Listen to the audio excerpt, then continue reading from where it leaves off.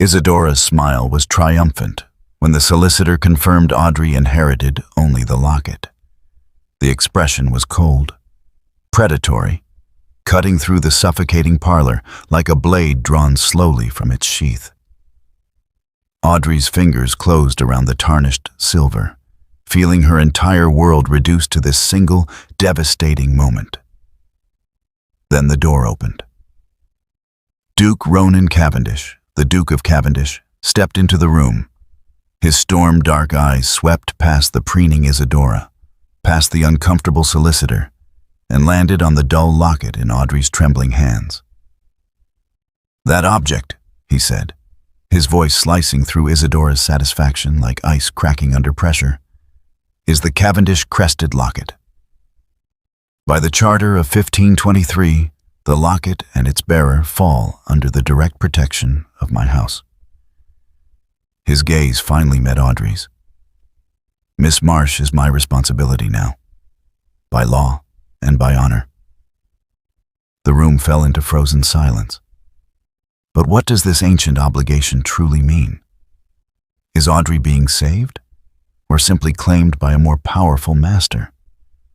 And why does the formidable, reclusive Duke of Cavendish care so intensely about one forgotten piece of tarnished silver? My beautiful family, before we dive into this interesting story, I need to share something important with you. We're on a mission to reach 1,000 subscribers, and right now, there are only limited spots to be among our founding 1,000, our inner circle who were here from the beginning. And I want you to be among our most cherished first 1,000. These first 1,000 subscribers will always hold a special place in this community. You'll be the ones who believed in these stories when we were just starting out, the ones who helped build something beautiful. But here's the thing. Once we hit that milestone, that opportunity closes forever. You'll still be welcome, but you won't be part of that exclusive founding group who shaped this channel's journey. So if you've been watching without subscribing, now is your moment. Don't let this story end without you being part of our family. And tell me where you are watching from. Now, let's get into the story. The fire in the parlor had been allowed to die. Audrey Marsh sat rigidly on a straight-backed chair that had been positioned, deliberately, she was certain, at the furthest edge of the room from the fading warmth of the hearth. Her hands rested in her lap, fingers wrapped around the small silver locket, the only item her father had left specifically to her. Beneath the high-waisted bodice of her mourning dress, her heart hammered against her ribs. Across the room, Isadora Vance reclined on the crimson damask sofa like a queen surveying her newly won kingdom. Her gown was elaborate, commissioned from the most fashionable modiste the moment Audrey's father had fallen gravely ill, in a rich emerald that skirted the boundaries of mourning decorum without quite violating it. Her jewelry caught what little gray London light penetrated the heavy velvet draperies, emeralds at her throat, pearl and gold combs gleaming in her elaborately arranged hair. The solicitor, Mr. Pemberton, cleared his throat for the third time. He was a thin, nervous man whose spectacles kept sliding down his perspiring nose despite the room's chill. The sheaf of papers before him seemed to weigh heavily in his trembling hands. "And finally," he read, his voice barely above a whisper, "I leave to my beloved daughter, Audrey Catherine Marsh, the silver-crested locket that belonged to her late mother, with all the affection and hope that she will understand its significance." Audrey's fingers tightened around the tarnished metal. She had expected nothing more. The locket had been her mother's, the only tangible connection to a woman she barely remembered.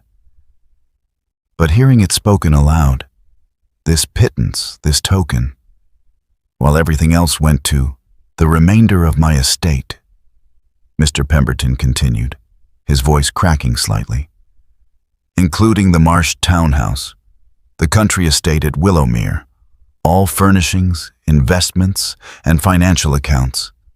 I leave in their entirety to my beloved wife, Isadora Vance, who has brought such joy to my final years." The words fell like stones into still water, each one sending ripples of finality through Audrey's chest. She had known. Of course she had known. Her father had been utterly besotted with Isadora from the moment she'd entered his life 3 years ago. A beautiful widow with impeccable connections and a talent for making a lonely widower feel young again. But knowing and hearing were different things entirely. "Well?" Isadora said, her voice bright with barely suppressed delight. She rose from the sofa with practiced grace, smoothing her skirts. "How very touching. A locket. How perfectly sentimental." Mr. Pemberton gathered his papers with fumbling haste. "If there are no questions, I shall take my leave. Lady Vance, I shall call upon you next week to begin the formal transfer of—" "No questions from me, Mr. Pemberton." Isadora's smile was radiant, terrible. "Everything is precisely as it should be." The solicitor departed with obvious relief, leaving Audrey alone with her stepmother in the dying afternoon light. For a long moment, neither woman spoke. Rain began to patter against the windows, a soft percussion that only deepened the silence between them. "I suppose," Isadora said finally, moving to the window with languid steps, "you'll want to know when I require you to vacate the premises." Audrey's throat tightened. She forced herself to meet Isadora's gaze. "I had assumed you would wish me gone immediately." "Oh, my dear girl." Isadora's laugh was like breaking glass, sharp and bright and dangerous. "Not immediately. That would be unkind. Shall we say, the end of the week? That gives you 4 days to make arrangements. Surely even you, with your limited resources and connections, can find some charitable soul willing to take in a penniless gentlewoman." She paused, tilting her head with mock sympathy. "Perhaps a position as a governess or a companion to some elderly invalid? You have such a talent for sitting quietly in corners." Heat flooded Audrey's cheeks, but she kept her voice steady. 4 days will be sufficient. I'm so pleased we understand each other." Isadora turned back to the window, dismissing her. "You may take your personal clothing, naturally. The locket, of course. But everything else, the furnishings in your room, the books, even those dreadful watercolors you insist on painting, all of it belongs to this house, which means it belongs to me." Audrey stood slowly, her legs unsteady beneath her. The locket felt impossibly heavy in her hand, this small piece of tarnished silver that was now the sum total of her inheritance, her security, her future. "Isadora." "Lady Vance," her stepmother corrected, still gazing out at the rain. "We needn't pretend at familiarity now that your father is gone. You may address me properly or not at all." The words Audrey had been forming died in her throat. What was there to say? That this was cruel? That her father would have been horrified? That surely there was some mistake, some provision he'd made that Mr. Pemberton had overlooked? But there was no mistake. There never had been. Isadora had spent 3 years ensuring Audrey's father saw her as the perfect wife, while subtly, methodically erasing Audrey from his thoughts. By the end, he'd barely remembered Audrey existed, except as an awkward reminder of his first, less advantageous marriage. "I suggest you begin packing," Isadora said. "I've already hired new staff, and they'll need your room for—" The parlor door opened. Both women turned, startled. The butler, Morrison, stood in the doorway, his usually impassive face tight with something that looked almost like fear. "Forgive the intrusion, madam," he said, addressing Isadora with careful formality. "But the Duke of Cavendish has arrived and insists on—" He didn't finish. The Duke stepped past him into the room. Alexander Ronan Cavendish was a tall man, broad-shouldered, with dark hair touched with silver at the temples despite his relative youth. His clothes were impeccably tailored, his boots polished to a mirror shine despite the rain. But it was his eyes that commanded attention, storm gray, cold, assessing everything with the precision of a man accustomed to being obeyed, without question.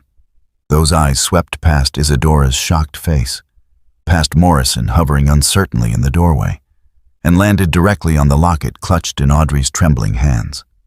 "That object," he said, his voice cutting through the stunned silence like ice cracking under pressure, "is the Cavendish crested locket. By the Charter of 1523, the locket and its bearer fall under the direct protection of my house." His gaze finally met Audrey's, and she felt the weight of it like a physical force. "Miss Marsh is my responsibility now, by law and by honor." The silence that followed the Duke's declaration stretched like glass about to shatter. Audrey's fingers tightened reflexively around the locket, its tarnished surface suddenly feeling hot against her palm. She stared at the Duke, trying to make sense of his words. Protection? Charter? What possible connection could this forgotten piece of silver have to the most powerful Duke in England? Isadora recovered first, her shock transforming seamlessly into indignation. "Your Grace, there must be some mistake. This is a private family matter, and I cannot imagine what interest you could possibly have in—" "The Cavendish crested locket," the Duke interrupted, his tone brooking no argument, "bears the seal of my house. It was given to the Marsh family 2 centuries ago under specific terms. Terms that, it appears, your late husband understood perfectly well when he ensured it passed to his daughter." He extended his hand toward Audrey. "May I?" She hesitated, then slowly uncurled her fingers. The locket lay in her palm, catching the dim light. She had never paid it much attention, just an old piece of jewelry her mother had worn, tarnished and unfashionable. But now, looking at it with fresh eyes, she could see the crest etched into its surface. A raven with spread wings, clutching a key in its talons. The Duke stepped closer, near enough that she could smell the rain on his greatcoat and something else, sandalwood and leather. He didn't take the locket, merely examined it where it lay in her hand, his head bent close to hers. "Yes," he said quietly, more to himself than to her. "The seal is intact." "This is absurd," Isadora snapped, her composure cracking. "Some dusty old agreement can hardly override a legal will, properly executed and witnessed. My husband left me this estate, and that includes everything in it, including whatever trinkets his daughter might." The locket was specifically bequeathed to Miss Marsh. The Duke straightened, his cold gaze fixing on Isadora with the force of a winter wind. "Which means she is now bound by the terms of the original grant. And those terms are quite explicit. The bearer of this locket, should they require it, is entitled to the protection and hospitality of the Duke of Cavendish until such time as the debt between our families is satisfied." Audrey found her voice, though it came out smaller than she'd intended. "I don't understand. What debt?" "One that is evidently still outstanding." His eyes returned to her, and something in their depths softened fractionally. "I will explain everything, Miss Marsh. But not here."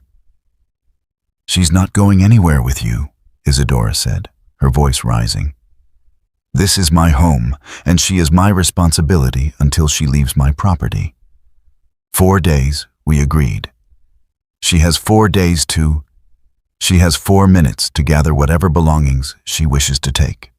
The Duke's voice dropped to a temperature that could freeze flame.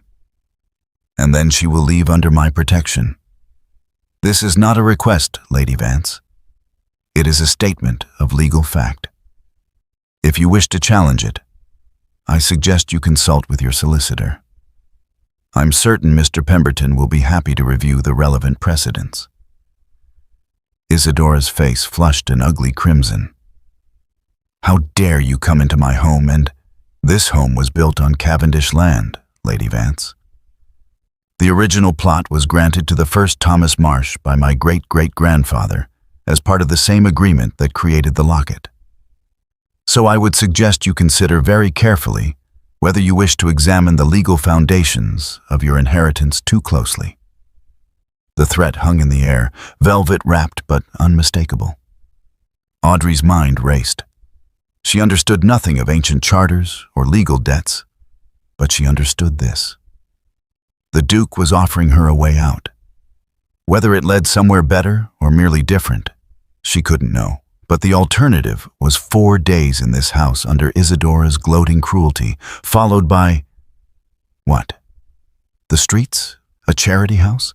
A desperate marriage to whoever would take a penniless nobody? She closed her fingers around the locket once more and lifted her chin. "I accept your protection, Your Grace." The Duke's expression didn't change, but something flickered in those storm-gray eyes. Approval? Relief?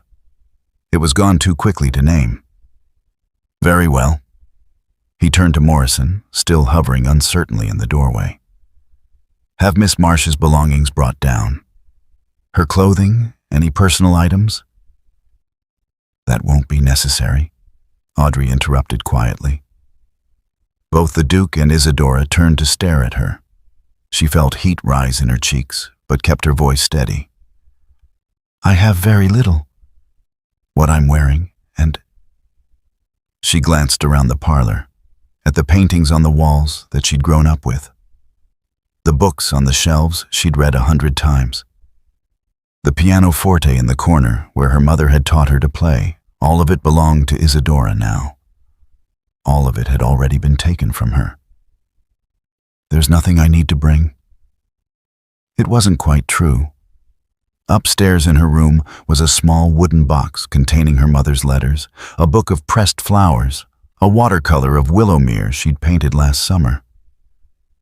But the thought of going back up those stairs, of walking past Isadora's triumph one more time, of delaying this escape even by minutes— nothing at all? The Duke's voice was carefully neutral, but she thought she detected a note of understanding beneath it. "Only what I'm wearing, and the locket. Then we're finished here." He offered her his arm with the impersonal courtesy one might show to any lady, as though this were a social call rather than a rescue from destitution. "My carriage is waiting." Audrey placed her hand on his sleeve, feeling the fine wool of his coat beneath her fingers. The fabric probably cost more than every dress she'd ever owned combined. She was acutely aware of her own morning gown, plain black bombazine that had been made over from one of her mother's old dresses because her father had never seen the need to spend money on fashionable clothing for a daughter who rarely went into society. Isadora made a sound that might have been a laugh or a sob. "You're making a terrible mistake, Audrey. Going off with a strange man based on some ridiculous story about an old necklace. You'll be ruined. No one will receive you. You'll be under the protection of the Duke of Cavendish," the Duke said coldly, "which is considerably more than she had 5 minutes ago under your guardianship, Lady Vance." He guided Audrey toward the door with firm pressure on her arm. She went, keeping her eyes forward, refusing to look back at the room where she'd just lost everything. Refused to give Isadora the satisfaction of seeing tears. The entrance hall felt cavernous and cold. The Duke's carriage waited outside, black and gleaming in the rain, the Cavendish crest emblazoned on its door in silver. A footman stood ready with an umbrella. "Your Grace," Audrey said quietly as they reached the threshold, "I must know, This protection you speak of, what exactly does it entail? What will be required of me?" He paused, looking down at her with those unreadable gray eyes. "You will reside at my estate until the terms of the charter are fulfilled. You will be provided for, protected. That is all you need to know for now. And in exchange? In exchange, Miss Marsh, you will keep possession of that locket, and you will answer my questions about your family's history when I have them." His expression remained perfectly controlled, perfectly impersonal. "This is a legal obligation, nothing more. I am not your benefactor. I am simply honoring an agreement made by my ancestors. Do you understand?" She understood that she was trading one form of dependence for another. But at least this cage came with warmth and food and the possibility, however remote, of discovering why her father had left her this strange inheritance. "I understand, Your Grace." "Then let us go." The footman held the umbrella over her as she descended the steps. She didn't look back at the townhouse, at the windows where she'd watched countless London seasons pass, at the door that would never open for her again. She climbed into the carriage, the locket pressed against her heart, and left her old life behind in the cold November rain. The journey to Ravenswood Hall took 3 hours, each mile carrying Audrey further from everything she had ever known. The Duke sat across from her in the carriage, his attention fixed on correspondence he'd extracted from a leather case. He had not spoken a single word since they'd departed London. Audrey watched the landscape change through rain-streaked windows. The city gave way to countryside, rolling hills darkening under heavy clouds. Trees lined the road like sentinels, their bare branches reaching toward the gray sky. As evening approached, the carriage turned onto a private drive flanked by iron gates bearing the Raven crest.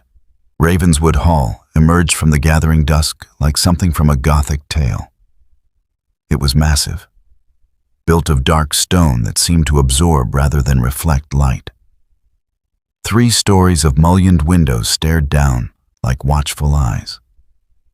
Towers rose at each corner, their crenellations sharp against the sky.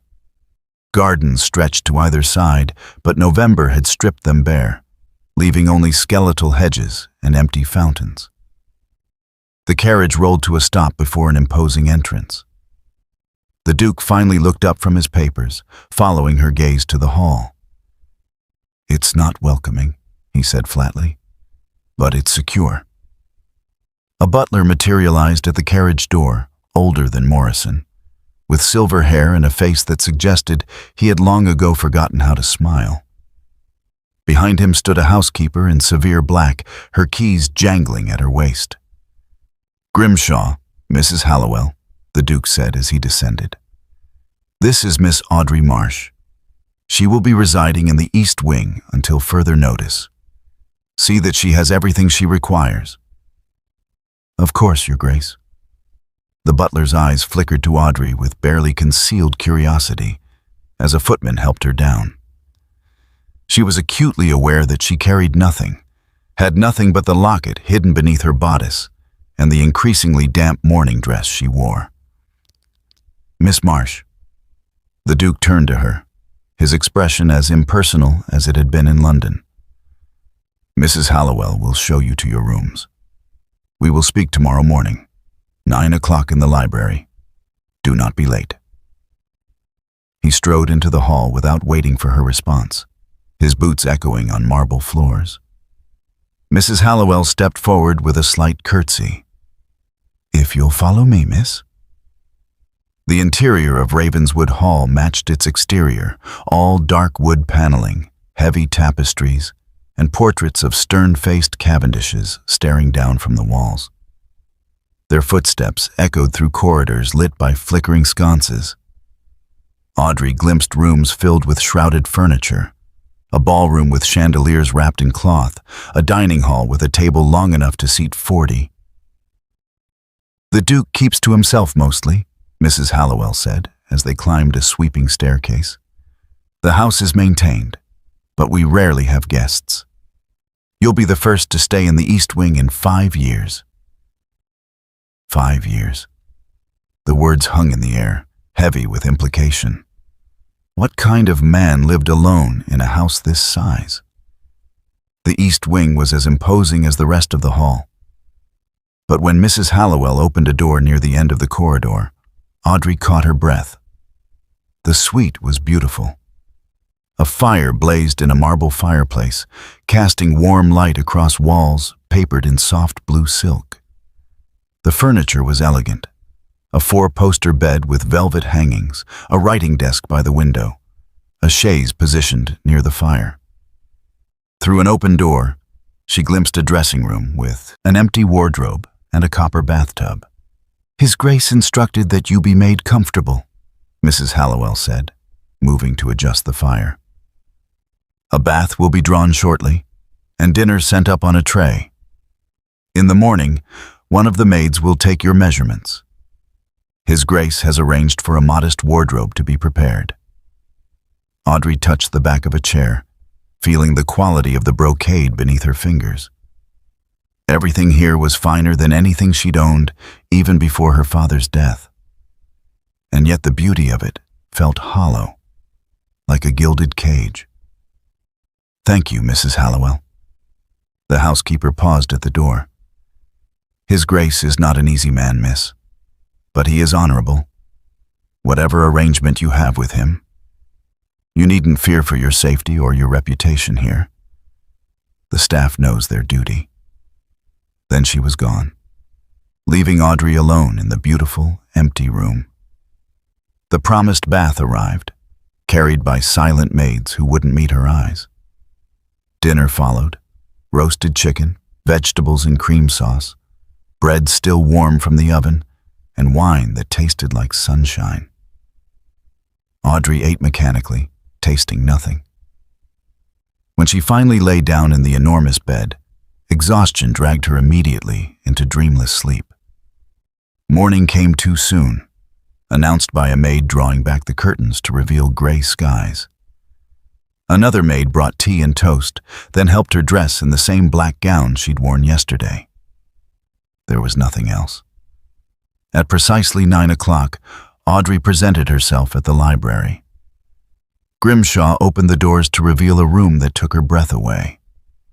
Books lined every wall from floor to ceiling, thousands of them, their leather spines creating a tapestry of knowledge.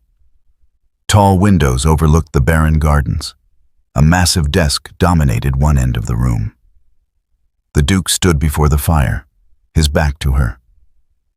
He had changed from his traveling clothes into a dark coat and pristine cravat, every inch the aristocrat in his domain.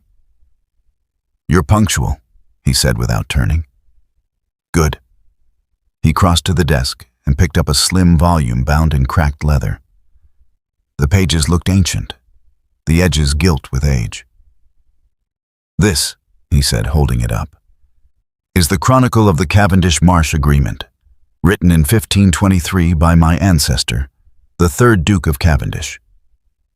It details the circumstances that led to the creation of your locket and the terms of the protection it grants." He set the book on the desk between them, but didn't offer it to her. "I need to be clear about our arrangement, Miss Marsh. You are not my guest. You are not my ward. You are the current bearer of an object that creates certain legal obligations for my family. That is all." His gray eyes fixed on her with cold precision. "You will reside here in comfort and safety.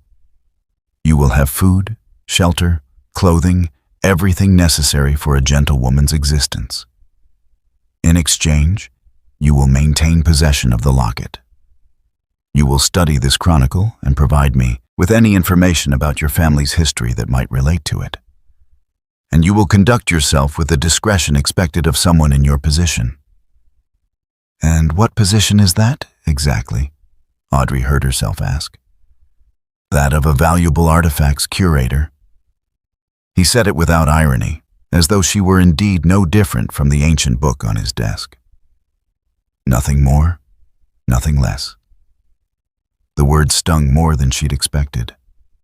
She had known from the beginning that this was transactional, that the Duke had no personal interest in her welfare. But hearing it stated so baldly in this beautiful room that suddenly felt as cold as the November gardens outside. "I understand, Your Grace." "Do you?" He leaned against the desk, studying her. "Because I need to know that you harbor no romantic notions about this situation. I am not rescuing you. I am fulfilling an obligation. When the terms of the charter are satisfied, you will leave this house with a settlement sufficient to establish yourself independently, and our association will end. Is that clear?" Perfectly clear. He wanted her to understand that the cage, however gilded, had no door marked affection or regard, only duty. "Yes, Your Grace." "Good." He pushed the chronicle across the desk toward her. "Take this. Read it. Learn what you can about the original agreement. We will discuss it in 3 days, same time." She picked up the book, feeling its weight in her hands. The leather was soft with age, the pages brittle. "You're dismissed, Miss Marsh." She curtsied, a formal acknowledgement of the hierarchy he'd just established, and left the library. In the corridor, she pressed the chronicle against her chest, feeling the locket beneath her dress respond with a strange warmth. Whatever debt bound their families, whatever protection this locket afforded, it had turned her into exactly what the Duke claimed. Not a person, but a keeper of objects, a curator of history that wasn't hers to understand. In her beautiful, cold suite, Audrey sat by the fire and opened the chronicle. The first words were written in an elegant hand. The ink faded to brown. "In the year of our Lord, 1523, a debt of honor was created that shall bind the house of Cavendish to the house of Marsh until such time as..." She read on, searching for answers in words written 2 centuries before she was born, by men who could never have imagined the lonely girl who would one day need the protection they'd promised. The chronicle proved nearly impossible to decipher. Audrey spent the first day squinting at the faded script, trying to parse sentences that seemed to shift between Latin, archaic English, and legal terminology so dense it might as well have been another language entirely. She managed to understand that the locket had been given to Eleanor Marsh, wife of Sir Thomas Marsh, under circumstances involving something the text called sanctuary protection and blood debt. But the specifics remained frustratingly opaque. By the second day, her eyes ached from the strain, and she'd developed a persistent headache that throbbed behind her temples. The chronicle referenced other documents, letters, contracts, property deeds, that might illuminate the full story, but where would such papers be kept in a house this size? On the third morning, rather than waiting for the Duke's summons, Audrey went in search of answers. She found Grimshaw in the entrance hall, directing footmen who were carrying in what appeared to be supplies from the village. "Excuse me," she said, her voice echoing in the cavernous space.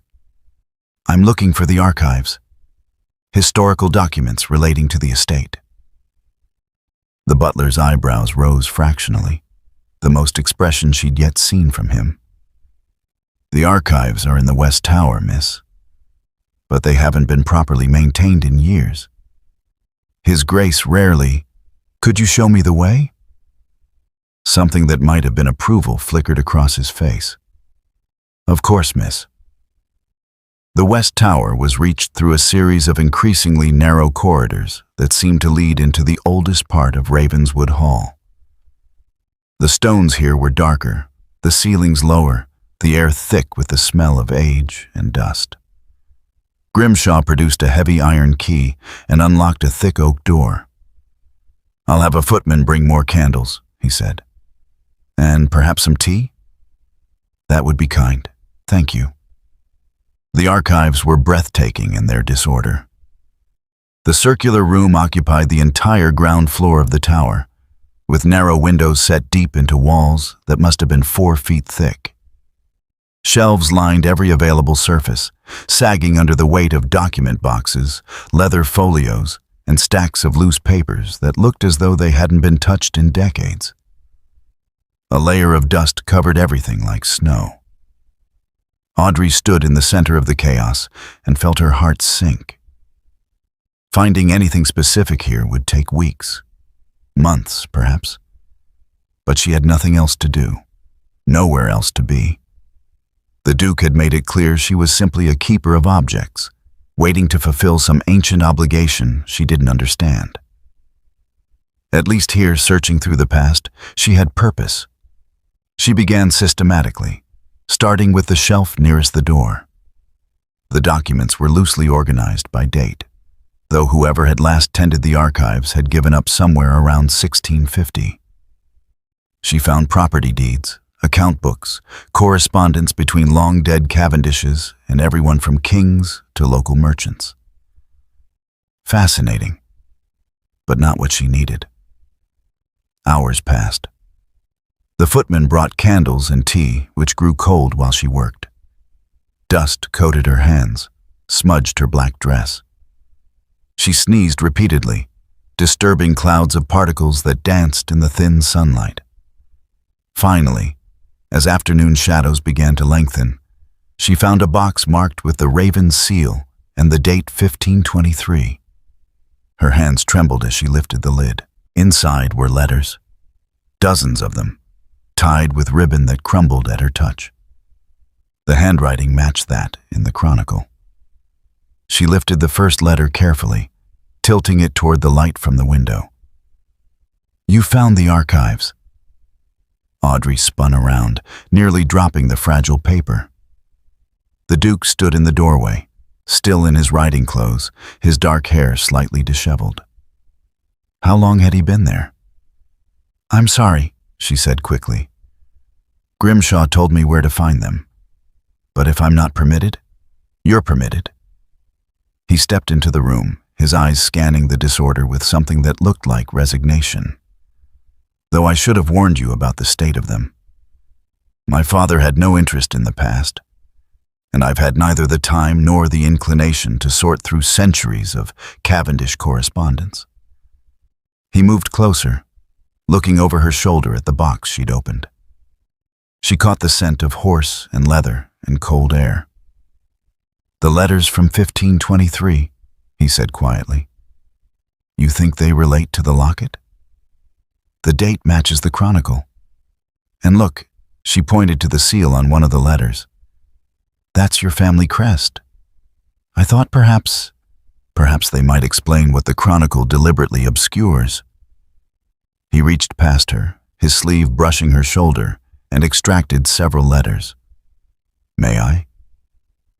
They worked in silence as the light faded, moving closer to the window for illumination. The Duke proved surprisingly adept at reading the archaic script, translating passages that had completely baffled Audrey. The letters revealed fragments of a story. Eleanor Marsh had come to Ravenswood seeking protection from some unnamed threat. The Duke's ancestor had granted it, creating the locket as a symbol of an oath. "But what was she fleeing?" Audrey asked, frustrated. "The letters dance around it, mention the matter at court and dangerous accusations, but never specify. Here." The Duke held up a letter written in a different hand, the writing cramped and urgent. "This is from Thomas Marsh to the Duke. He's thanking him for sheltering Eleanor and says, wait." He moved closer to the last candle, which had burned dangerously low. "He says the accusations of treason were false, manufactured by political enemies, and that without the Duke's protection, Eleanor would have been arrested and likely executed." Audrey's breath caught. "Treason? It appears your family and mine have been bound together by more than simple friendship." The Duke's voice was soft, almost reverent. This was a matter of life and death. He set down the letter and reached for another, but the candle chose that moment to gutter and die. Darkness engulfed them, except for the faint twilight from the windows. "I'll get more light," Audrey said, turning toward where she thought the door was. Her foot caught on something, a box she'd set on the floor, and she stumbled forward. Strong hands caught her arms, steadying her. The Duke was suddenly very close. Close enough that she could feel the warmth radiating from him in the cold tower room. "Careful," he said, his voice rough. She looked up, meaning to thank him, and found his face mere inches from hers. In the dim light, his gray eyes had darkened to smoke. His hands remained on her arms, firm but not tight. She could feel each finger through the fabric of her sleeves, burning like brands. The moment stretched. Neither of them moved. Audrey's heart hammered so loudly she was certain he must hear it. She had never been this close to a man before, had never felt this strange electricity that seemed to arc between them like summer lightning. The Duke's gaze dropped to her mouth, lingered there for a heartbeat. Then he released her so abruptly she nearly stumbled again. He stepped back, putting 3 feet of space between them, his expression shuddering closed. "It's too dark to continue," he said, his voice once again perfectly controlled, perfectly impersonal. "We'll resume tomorrow, 9 o'clock. Your Grace, Tomorrow, Miss Marsh." He was already moving toward the door, fleeing the small tower room as though pursued. "Have Grimshaw bring you proper lamps. You'll ruin your eyes in this light." Then he was gone, his footsteps echoing down the corridor until silence reclaimed the archives. Audrey stood alone in the gathering darkness, her arms still tingling where he had touched her, her pulse still racing. She pressed her hands to her heated cheeks and tried to catch her breath. It had meant nothing. An accident? A moment of proximity in the dark. The Duke had made his position clear. She was here to fulfill an obligation, nothing more. He felt nothing for her beyond the duty imposed by an ancient agreement.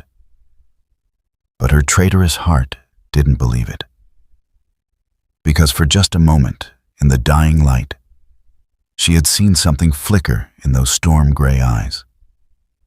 Something that looked almost like hunger before he'd buried it beneath ice and control. She gathered the letters with shaking hands, returning them carefully to their box. Tomorrow they would continue the research. Tomorrow they would maintain the proper distance he insisted upon. But tonight, alone in the archives, she allowed herself to wonder what might have happened if that candle had burned just a little longer. If the darkness had been just a little deeper. If the Duke's control had faltered for one more heartbeat. The locket beneath her dress seemed to pulse with warmth, as though it knew secrets she was only beginning to suspect. The Duke did not appear at 9 o'clock the next morning. Audrey waited in the library for a quarter hour, then half, watching the clock on the mantel tick away the minutes. Finally, she returned to the archives alone, carrying the proper lamps Grimshaw had provided, along with a pointed look that suggested he knew more about the previous evening than he should. She had spread the 1523 letters across the large table someone had thoughtfully cleaned when the Duke finally arrived, nearly an hour late. He looked as though he hadn't slept. Dark circles shadowing his eyes, his cravat tied with less than his usual precision. "Miss Marsh?" He didn't apologize for his tardiness. "You've made progress." "Some." She kept her voice neutral, matching his formality. If he wished to pretend nothing had happened in the tower, she would oblige him. "I've organized the letters chronologically. The story becomes clearer when read in sequence." He moved to the opposite side of the table, maintaining careful distance. "Show me." They spent the morning piecing together Eleanor Marsh's tale. She had been a lady-in-waiting to Queen Catherine, caught in the treacherous currents of Henry VIII's court. When the king had begun his pursuit of Anne Boleyn, Eleanor had remained loyal to the queen, a dangerous position as political tides shifted. "Here," Audrey said, pointing to a letter dated March 1523. Eleanor writes that she's been accused of carrying messages between the Queen and the Spanish ambassador. The king considered it treason. The Duke leaned forward, studying the faded script. And the Duke of Cavendish was? Also loyal to Queen Catherine, apparently, but powerful enough that even the king hesitated to move against him openly. She traced her finger down the page. When Eleanor fled London, she came here. The Duke created the locket as proof of his protection. Anyone bearing it was under Cavendish guardianship, untouchable. A shield against the king's wrath. The Duke's voice held a note of admiration. My ancestor was either very brave or very foolish. Perhaps both. Audrey smiled slightly. According to this letter from Thomas Marsh, Eleanor remained here for nearly 2 years until the political climate shifted, and it was safe for her to return to her husband. They continued working through the afternoon, stopping only when Mrs. Hallowell insisted on bringing tea and sandwiches. The story that emerged was one of extraordinary courage and risk. The third Duke of Cavendish had staked his own honor, his own safety, to protect a woman who had no claim on him beyond the bonds of shared loyalty and conscience. The locket wasn't about money or property, Audrey said as daylight began to fade. It was about something far more valuable. The promise that honor meant something, that there were still men who would risk everything to protect the innocent. The Duke had been reading a letter, but at her words, he set it down carefully. Something in his expression shifted, a hairline crack in his usual composure. Honor is a fragile thing, he said quietly. Easily lost, difficult to regain. There was such pain in his voice that Audrey forgot to maintain her distance. She looked at him across the table, really looked at him, and saw what she had missed before. This man carried wounds that had nothing to do with her or the locket. Your Grace, she said gently, may I ask you something? His jaw tightened. That depends on the question. Why do you keep yourself so isolated here? Mrs. Hallowell said you've had no guests in 5 years. Grimshaw mentioned you rarely go to London anymore. For a man of your position, that's unusual. My personal affairs are not your concern, Miss Marsh. No, she agreed. But I think they're connected to why you insist our arrangement remains so impersonal. Why you treat me like a curator of artifacts rather than a person under your protection. I've explained the terms. You've explained the legal obligations. But there's something else. Something that makes you retreat every time there's a moment of genuine connection between us. She thought of the tower, the way he had looked at her before pulling away. You're not cold by nature, Your Grace. You're cold by choice. I'd like to understand why. For a long moment, he said nothing. The silence stretched between them, heavy with unspoken things. Then he turned away, moving to the window that overlooked the barren gardens. 5 years ago, he said finally, his back to her, I was engaged to be married. Lady Catherine Pembroke, daughter of the Earl of Westfield. It was considered an excellent match. She was beautiful, accomplished, from an impeccable family. I believed myself in love. Audrey waited, sensing there was more. 3 weeks before the wedding, I discovered she had been carrying on an affair with my closest friend for nearly a year. The entire ton knew. I was the last to find out. The fool who'd been parading his happiness while being cuckolded behind closed doors. His voice remained controlled, but Audrey could hear the razor edge of old pain beneath it. When I confronted them, she laughed.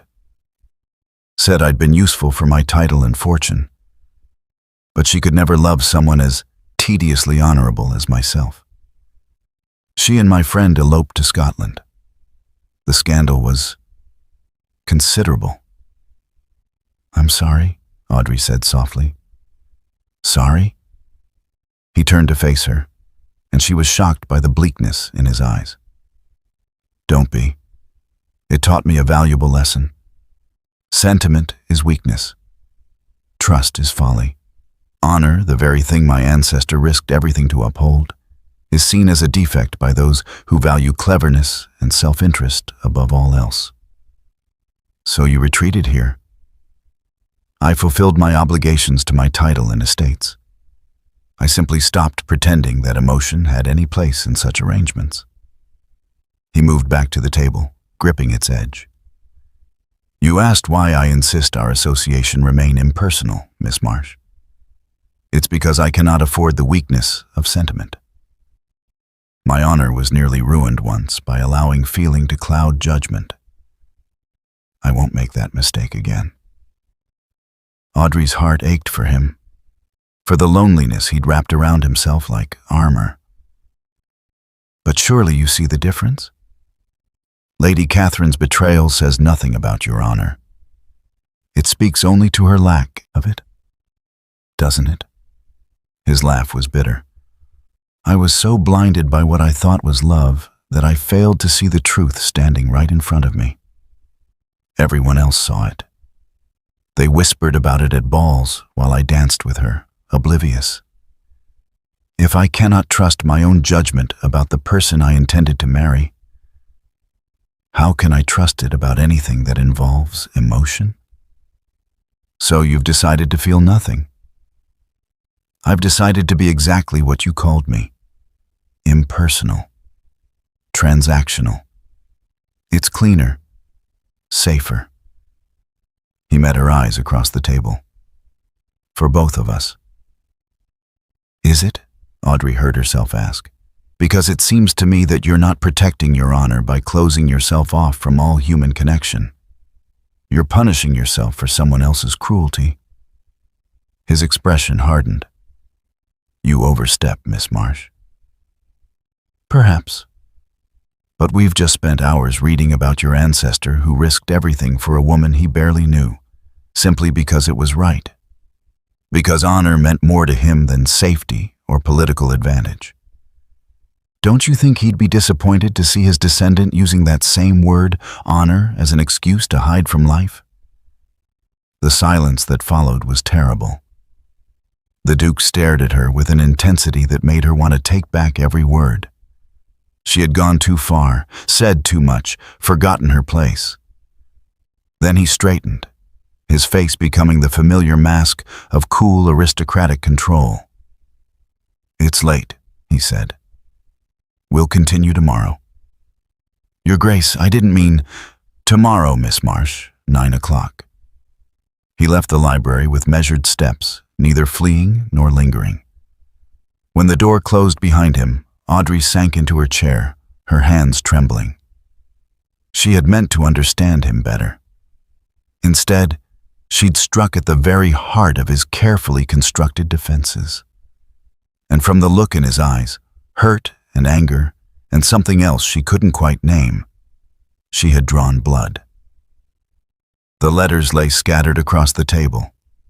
Eleanor Marsh's story of courage and sanctuary spread before her. Audrey picked up the final letter, written in Eleanor's own hand, thanking the Duke for his protection. "There are men who speak of honor," Eleanor had written, "and there are men who live it, even when it costs them everything. You are the latter, Your Grace, and history will remember your courage long after my name is forgotten." Audrey touched the locket beneath her dress, feeling its familiar weight. History had remembered. 2 centuries later, another woman sought sanctuary, and another Duke of Cavendish provided it. But this Duke, wounded and wary, protected her body while imprisoning his own heart. And Audrey was beginning to realize that the real challenge wasn't understanding the locket's history. It was helping the Duke understand that honor and feeling weren't enemies. That the ancestor he sought to emulate had been brave enough not just to protect Eleanor's life, but to trust in the very sentiment he now rejected. The question was whether she had the courage to keep trying, or whether, like him, she would retreat behind walls and call it wisdom. The summons came 3 weeks after their confrontation in the library. Audrey had fallen into a routine at Ravenswood, mornings in the archives, afternoons reading in her suite or walking the winter gardens, evenings dining alone while the Duke kept to his study. They had continued their research in careful silence, maintaining absolute formality, never straying into personal territory again. But now, Grimshaw stood at her door with a silver tray bearing a single card. "His Grace requests your presence in the drawing room at your earliest convenience, miss." She found the Duke standing by the fire, dressed for travel in a dark coat and gleaming boots. His expression was grimmer than usual. "We have a problem," he said without preamble. "Lady Thornbury is hosting her annual winter house party at Thornbury Manor. I've received 3 separate letters this week suggesting that my absence would be noted and discussed. Apparently, rumors have reached London about a mysterious young woman residing at Ravenswood." Audrey's stomach tightened. What sort of rumors? The predictable sort, when an unmarried woman lives in a bachelor's household. His voice was clipped, angry. "Your stepmother has been busy, it seems. Lady Thornbury writes that Isadora Vance has been telling anyone who will listen that you ran away to become my mistress mere hours after your father's funeral." Heat flooded Audrey's cheeks. "That's absurd." "Of course it is.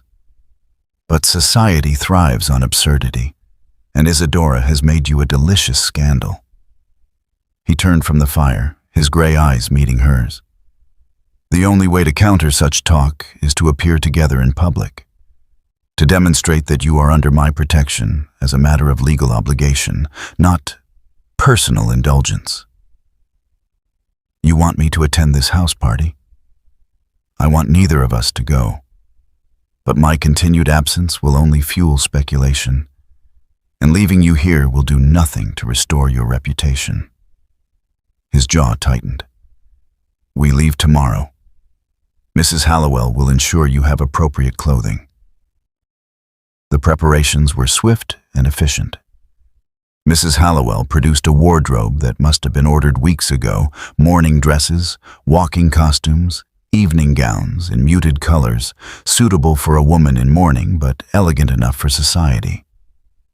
Audrey tried not to think about the Duke planning for this contingency, about what it meant that he'd anticipated needing to present her publicly.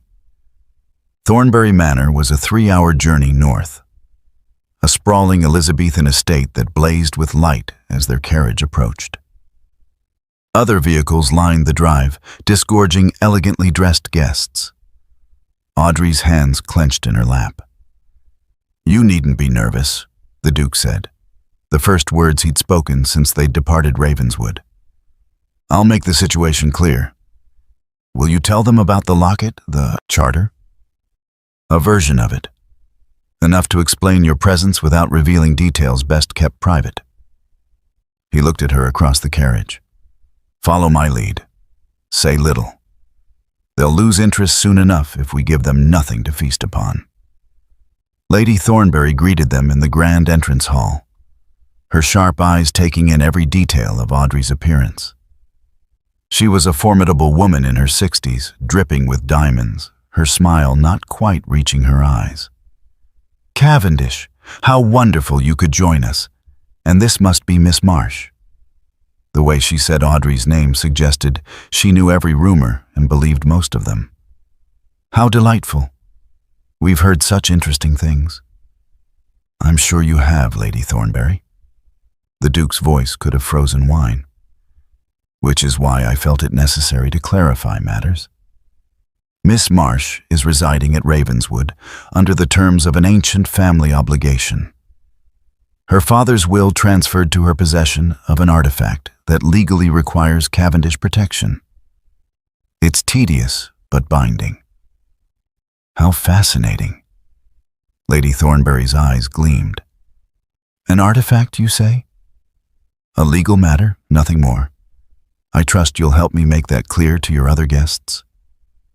It was phrased as a question, but delivered as a command. Lady Thornbury's smile became more genuine. She understood power when she heard it. Of course, Your Grace. How good of you to honor your family's obligations so thoroughly. They were shown to separate wings, Audrey to a pleasant room overlooking the gardens, the Duke to the bachelor's quarters. Mrs. Hallowell had sent Audrey's lady's maid, a quiet girl named Sarah, who helped her dress for dinner in a gown of deep gray silk that managed to be both modest and elegant. The dinner was an ordeal. 40 guests crowded around an enormous table, and Audrey found herself seated between a deaf baron who ignored her completely and a young viscountess who subjected her to relentless questioning disguised as politeness. How fascinating that you knew the Duke before your father's death, the viscountess said, her voice carrying down the table. Old family friends, were you? We were not acquainted, Audrey replied quietly. The connection is through our family's historical ties. Historical ties? How romantic that sounds. The viscountess exchanged glances with the woman across from her. And you're residing at Ravenswood indefinitely? Until the legal matters are resolved. Legal matters that require you to live in his household. How very convenient. The words were pointed enough to draw attention. Several conversations paused. Audrey felt the Duke's gaze from his position at the head of the table, but she kept her eyes on her plate. I fail to see what's convenient about being bound by a 200-year-old charter, Audrey said, her voice level. But the law rarely concerns itself with convenience. Indeed. A new voice entered the conversation, a woman Audrey hadn't noticed before, dressed in burgundy silk that set off her dark hair. Though I must say, Miss Marsh, you're handling London's gossip with admirable composure. Most young women would be devastated by the things being said about them. Audrey looked up and felt her blood turn cold. Isadora Vance smiled at her from across the table, triumph glittering in her eyes. Stepmother, Audrey said evenly, I didn't realize you'd be here. Lady Thornbury and I are old friends. When I heard Cavendish might attend, I simply had to come. Isadora's smile sharpened. To see for myself how you were faring in your new position. The word dripped with insinuation. The table had gone completely quiet now, everyone straining to hear. Miss Marsh's position is that of a legal ward, the Duke said from the head of the table, his voice cutting through the tension. As I've explained to Lady Thornbury, an ancient agreement between our families requires me to provide protection to the bearer of a specific Cavendish artifact. Miss Marsh inherited that artifact through her father's will. How very noble of you, Your Grace. Isadora's tone suggested anything but nobility. Though I must wonder at the propriety of a young, unmarried woman living alone with a bachelor, regardless of the legal justification. Her poor father would be horrified to see his daughter's reputation in such tatters. Audrey's fingernails bit into her palms beneath the table. The urge to defend herself, to throw Isadora's cruelty back in her face, was overwhelming. But she could feel the weight of every eye upon her, measuring her reaction. She thought of Eleanor Marsh, accused of treason, maintaining her dignity while the king's wrath threatened to consume her. She thought of the Duke's ancestor, risking everything for honor. My father, Audrey said quietly but clearly, left me the locket knowing exactly what protection it would provide. He understood the charter better than anyone. I trust his judgment, even if others choose not to." "Well said, Miss Marsh." Lady Thornbury's voice rang out approvingly. "I, for one, am satisfied with Cavendish's explanation. Ancient obligations must be honored, after all. It's what separates us from the common rabble." The conversation shifted, redirected by their hostess's decisive intervention. But Audrey caught the look Isadora shot her, pure venom, a promise that this wasn't finished. The rest of the dinner passed in a blur. When the ladies withdrew, leaving the gentlemen to their port, Audrey found herself cornered by a group of younger women, their questions more curious than cruel, but exhausting nonetheless. She answered what she could, deflected what she couldn't, and counted the minutes until she could escape. Finally, pleading fatigue from the journey, she slipped away to her room. Sarah helped her undress, then left her alone. Audrey stood at the window, looking out at the moonlit gardens, and felt the weight of the evening settle over her like a shroud. A soft knock at the door made her turn. The Duke stood in the hallway, still in his evening clothes, his cravat loosened. It was improper for him to be here, dangerous for her reputation if anyone saw. But something in his expression stopped her from sending him away. "You handled yourself well tonight," he said. "Better than well. Isadora tried to destroy you, and you met her with dignity rather than anger. That takes remarkable strength. I had a good example." She touched the locket beneath her dressing gown. Eleanor Marsh faced far worse with far more grace. Perhaps. He stepped closer, and she saw something in his eyes she hadn't seen before. Respect, yes, but also something warmer. "But you are not simply following someone else's example, Miss Marsh. That strength is your own." For a moment she thought he might say more. His hand lifted slightly, as though he might reach for her. The air between them felt charged, electric, like the moment in the tower, but sharper, more intense. Then his expression shuddered. His hand dropped to his side. "Good night, Miss Marsh. Stay in your room tomorrow morning. Let the gossip exhaust itself without fresh fuel." He turned and walked away, his footsteps fading down the corridor.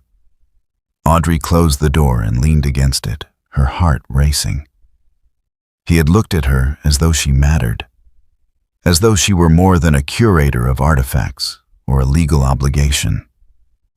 But he still couldn't allow himself to feel it, or wouldn't.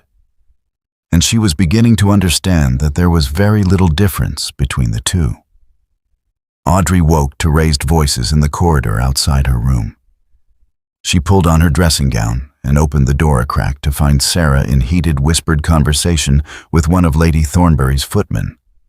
Both fell silent when they saw her. "What's happened?" Audrey asked. Sarah's face was pale. "It's nothing, miss. Just foolish talk." "It's not nothing." The footman, a young man with an honest face, looked miserable.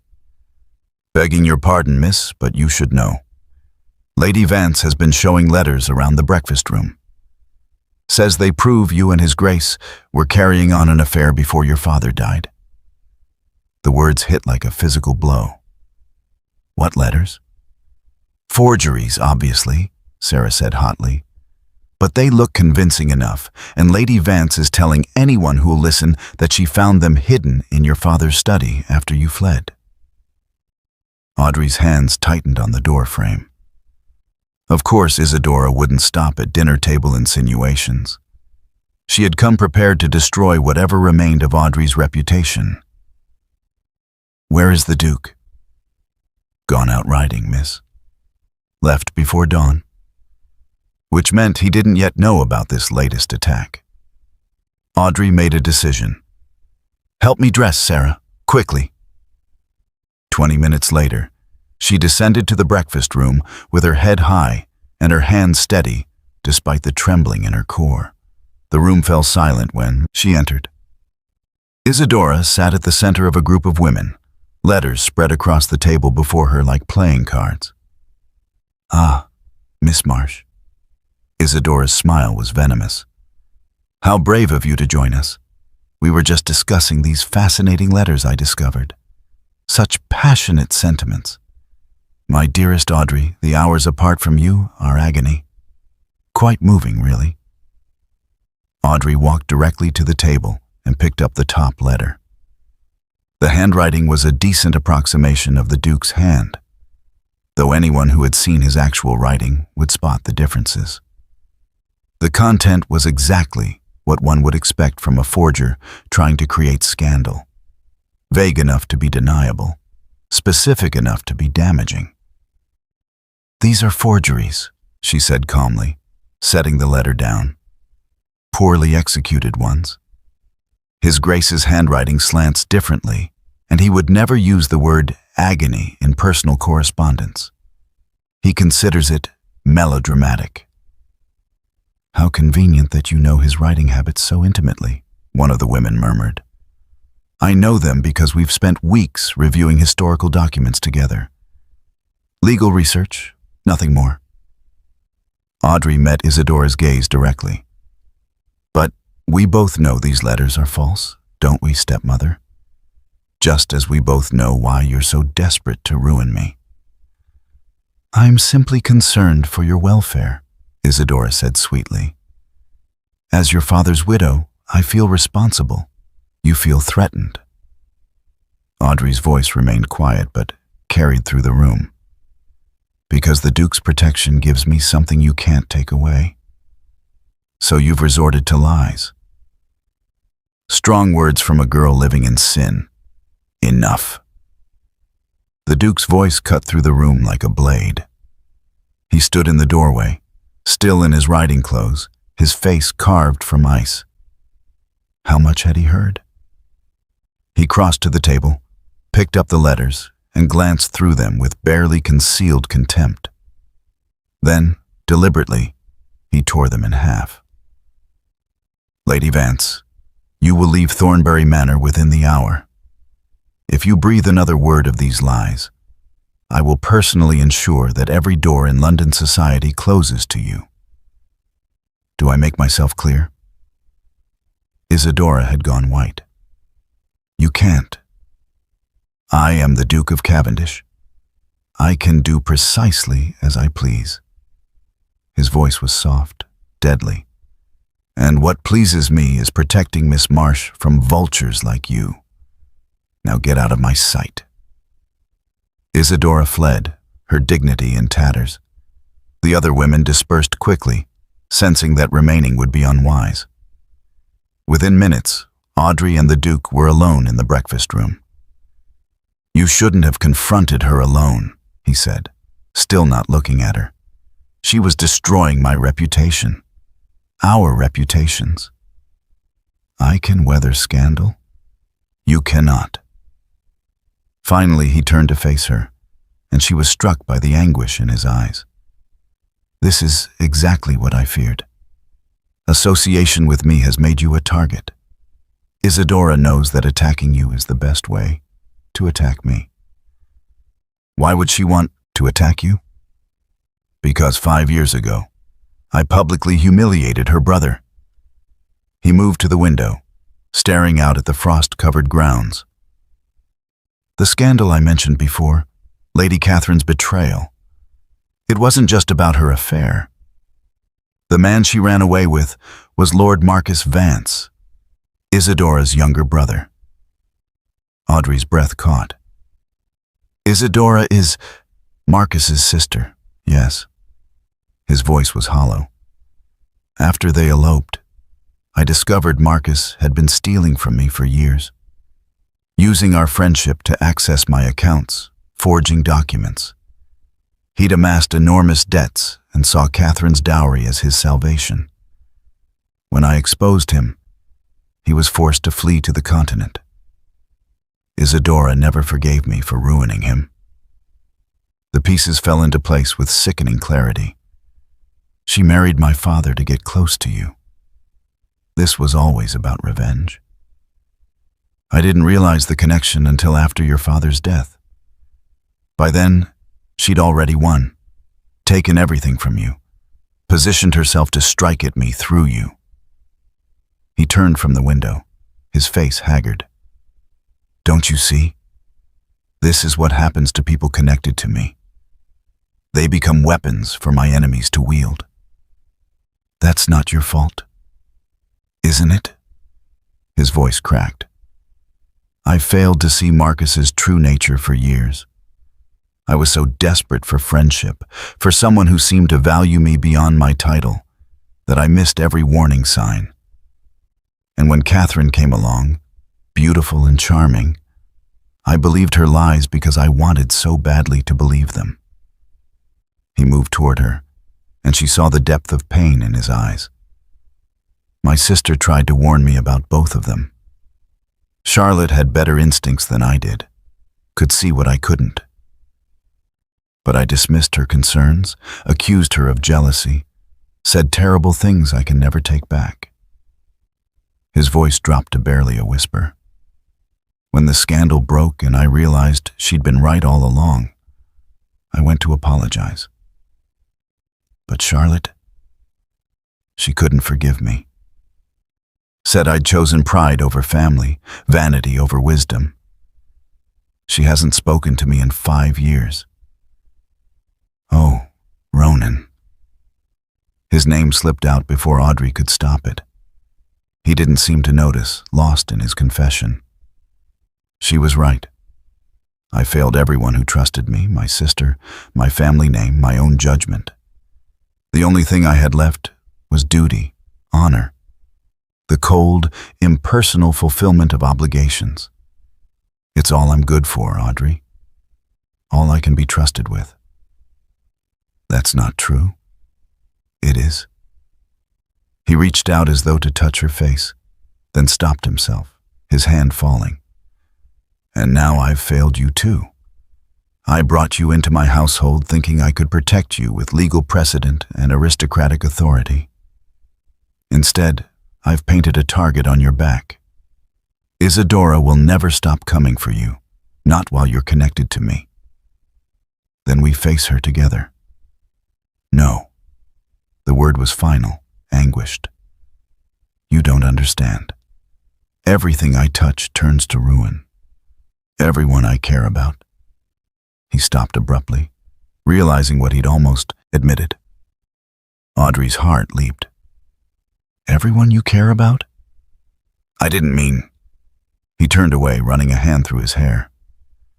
This is exactly why sentiment is dangerous. It clouds judgment, makes you vulnerable. Or maybe it makes you human.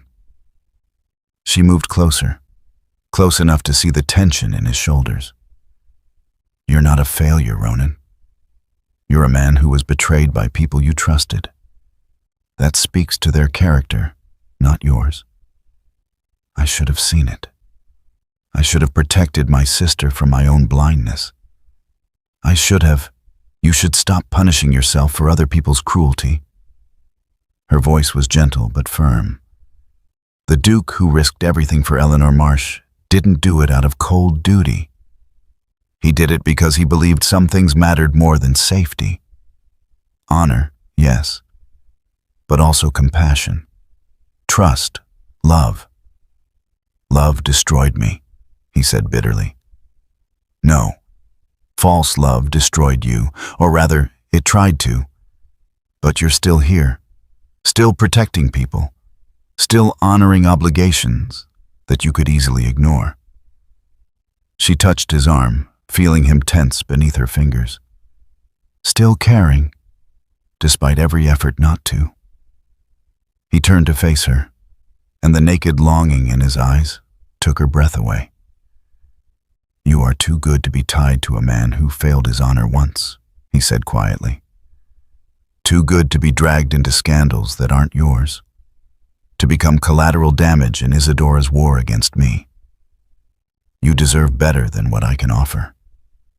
And what can you offer? Duty, protection, A generous settlement when this is over. His voice was hollow. But not what you deserve. Not love untainted by past failures. Not a man who can trust himself not to fail you the way I failed everyone else. You haven't failed me, Audrey said. You've given me shelter when I had none. Respect when the world offered only contempt. You've worked beside me. Trusted me with your family's history. Defended me against Isadora's poison. She stepped closer, close enough that she could feel the warmth radiating from him. The only way you could fail me now is by pushing me away out of fear. I'm not afraid. But his voice shook. You're terrified. Of trusting again, of caring again, of giving someone the power to hurt you. Her hand found his, their fingers intertwining. But I'm not Catherine. I'm not Marcus. And you're not the blind, trusting boy you were 5 years ago. You're stronger now, wiser, and so much more alone than you need to be. For a long moment, he simply looked at their joined hands, his throat working. I don't know how to be anything but alone anymore, he whispered. Then let me teach you. He pulled away, and Audrey felt the loss like winter wind. I need time. Time to think. Time to... He moved to the door, then paused. We'll return to Ravenswood tomorrow. This house party was a mistake. Ronan, but he was already gone, leaving her alone in the breakfast room with the torn remnants of Isadora's lies scattered across the table, and the echo of his confession hanging in the air. They did not return to Ravenswood the next day. Instead, a letter arrived from the Duchess of Richmond, one of the most powerful women in London society, requesting the Duke's presence at her annual winter ball. It was not truly a request, more a summons wrapped in elegant phrasing. And attached was a pointed postscript. Do bring Miss Marsh.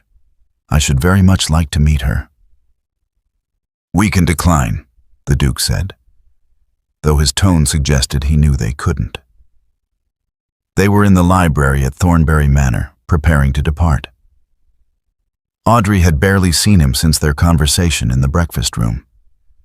He'd taken his meals in his room, spent his days riding alone across the frozen countryside, avoided her with the dedication of a man fleeing plague. If we decline, it will look like we're hiding, Audrey said. Isadora will claim victory. Isadora was supposed to leave. She did. But not before sending letters to half of London, I'd wager. Audrey set down the book she'd been pretending to read. We can't run from this, Ronan. We have to face it. His jaw tightened at her use of his name, but he didn't correct her. The Duchess of Richmond's ball is not simply facing it. It's walking into the lion's den. Everyone who matters will be there. Every gossip, every scandal monger, every person who's heard Isadora's lies. Then let them hear the truth. The truth is complicated. Ancient charters and historical obligations don't make for compelling defense against accusations of impropriety. Then we make it compelling. Audrey stood, crossing to where he stood by the window. Or you could simply tell them, I'm your ward. Make it official. That would silence most of the talk. You're not my ward. The legal relationship is more complex, so simplify it. Give them a story they can understand and accept. She studied his profile, the tension in his shoulders. Unless you don't want to be associated with me that publicly. He turned to her sharply. That's not... He stopped, seeming to struggle for words. Making you my ward would tie you to me indefinitely. You'd be under my authority until you married or I released you. Is that what you want? More dependence on a man you barely know? I know you better than you think. She held his gaze. And yes, If it means ending this scandal and securing both our reputations, then yes, I accept. Something flickered in his eyes, relief perhaps, or fear. Very well.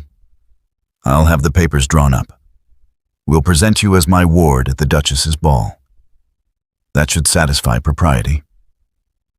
But 3 days later, as their carriage rolled toward Richmond House in London, Audrey wondered if anything could truly satisfy society's hunger for scandal. The Duchess of Richmond's ball was legendary. Hundreds of guests, the finest orchestra in England, champagne flowing like water. Audrey descended from the carriage in a gown of pale silver that Mrs. Hallowell had somehow procured, elegant but not showy, expensive but not ostentatious. The locket lay against her skin beneath the modest neckline, hidden but present. The Duke offered his arm with careful formality. Stay close to me. Don't engage with anyone Isadora has poisoned against you. We'll make our courtesy to the Duchess, be seen, and leave. But the moment they entered the ballroom, Audrey knew it wouldn't be that simple. Conversation stopped, heads turned. The whispers started immediately, a susurrus of speculation that followed them like a wave. The Duke's hand tightened fractionally on her arm, but his expression remained impassive. The Duchess of Richmond swept toward them, a regal woman in her 50s with sharp eyes that missed nothing. Cavendish, how good of you to come. Her gaze traveled to Audrey with frank appraisal. And this is the young lady causing such delicious controversy. Your Grace, may I present Miss Audrey Marsh, my ward? The Duke's voice carried, ensuring those nearby heard clearly. She resides at Ravenswood under my legal protection. Your ward? How very proper. The Duchess's lips quirked. Though I confess, the stories I've heard suggested something rather less proper. Lady Vance has been most descriptive in her accounts. Lady Vance is a liar, Audrey said quietly, but clearly. The Duchess's eyebrows rose. Direct. I like that. She tucked Audrey's arm through hers, effectively separating her from the Duke. Come, my dear. Let's take a turn about the room together. I want to hear your version of this tale. Cavendish, do entertain yourself. We'll return her to you shortly. It was a power play, the Duchess asserting her authority, testing both Audrey and the Duke. He had no choice but to bow and release her. The Duchess guided Audrey through the glittering crowd, nodding to acquaintances, all while subjecting her to polite but pointed questions. Where had she met the Duke? What were the exact terms of their arrangement? Did she understand how unusual it was for a bachelor to take in a young woman, regardless of legal justification? Audrey answered honestly, explaining the locket, the charter, her father's will.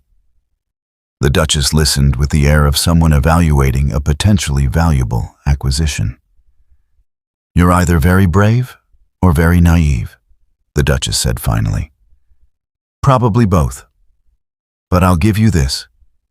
You carry yourself well for someone at the center of a scandal, not of her making. I learned from watching my stepmother, Audrey said dryly. She's an expert at creating scandals for others while maintaining her own pristine reputation. The Duchess laughed, a genuine sound. Oh, I do like you. Very well, Miss Marsh. You have my... She stopped abruptly. Her expression hardened. Audrey followed her gaze and felt her blood run cold. Isadora had just entered the ballroom on the arm of a distinguished-looking gentleman. She wore crimson, scandalous for a woman supposedly in mourning, and she carried a leather portfolio under her arm. That woman has remarkable audacity, the Duchess murmured. I didn't invite her. Isadora spotted them immediately. Her smile was triumphant as she made her way across the ballroom, her escort forgotten. The crowd parted for her, sensing drama. Your Grace, Isadora said, curtsying to the Duchess with exaggerated deference. "How kind of you to receive me. I know I wasn't on your guest list, but when I learned my dear stepdaughter would be here, I simply had to come. To support her, you understand." "I understand perfectly, Lady Vance," the Duchess said coldly.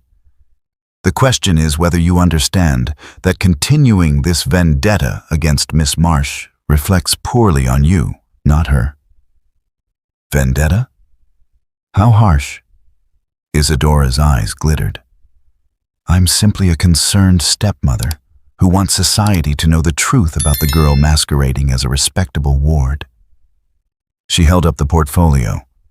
"I have evidence, letters, documents, proof that Miss Marsh and the Duke were carrying on an illicit relationship before my husband's death." The ballroom had gone silent. Everyone was watching now. "Those are forgeries," Audrey said steadily. "You showed similar fabrications at Thornbury Manor. They convinced no one then, and they won't convince anyone now. These are different. Better." Isadora opened the portfolio, extracting papers with a flourish. "Love letters in the Duke's own hand. Receipts from a jeweler for gifts given to a Miss A.M. Hotel registers showing..." "Enough." The Duke's voice cut through her performance like steel through silk.